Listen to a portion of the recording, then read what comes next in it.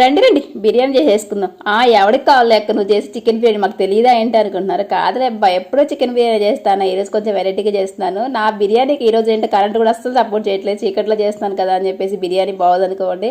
Super taste అయితే వచ్చింది మన బిర్యానీ. ఇంతకీ ఏం బిర్యానీ చేస్తున్నావు అక్క, మాకు కూడా ఉందా లేదా మీకేనా అనుకుంటారు. వస్తే మీకు కూడా ఉంటుంది అబ్బాయినా, మీరు ఎక్కడో మేము ఎక్కడ అయినా మీరు ఎందుకు వస్తారులేండి. సరే కానీలే, ఈరోజు నేను చేసే బిర్యానీ ఏంటి అనుకుంటున్నారు, చూసారు కదా రొయ్యల్ బిర్యానీ. అదే అండి ఫ్రాన్స్ బిర్యానీ ఇంగ్లీష్లో చెప్పాలంటే. సరే ఏ భాషలో చెప్తే ఏంటో లే కానీ అస్సలు ఇంట్లో హెల్త్ నాకు బాగుండట్లేదు అని చెప్పింది కదా, ఇంట్లో సరిగ్గా పిల్లలకి ఏదో ఫుడ్ కూడా ప్రిపేర్ చేసి పెట్టుకోలేక కడుపు నిండా వాళ్ళకి పెట్టలేకపోతున్నాను అనమాట. సిటీలో లైఫ్ ఎలా ఉంటుందంటే అసలు ఇట్లాంటి ఏదైనా సిచ్యువేషన్ వచ్చినప్పుడు మన వాళ్ళు మనకు దగ్గరగా ఉండాలనే ఫీలింగ్ వస్తుంది. ఇక్కడ ఏంటంటే తిన్నామా ఉన్నామా అన్నట్టే ఉంటుంది. కానీ ఇలాంటి సమయంలోనే మనకి ఎక్కువ గుర్తొచ్చేది మన వాళ్ళు. ఏదో అంట చూసినా అండ పట్టుకొని కొండ బాగమని చెప్తారు చూసినా, ఆ సామెత అయితే బాగా నాకు గుర్తొస్తూ ఉంటుంది అనమాట. సరేలే, మొత్తానికి అయితే బిర్యానీ అయిపోయింది. ఇది చేసింది ఎప్పుడు అనుకుంటున్నారు, ఈరోజు ఎర్లీ మార్నింగ్. సరే కానీ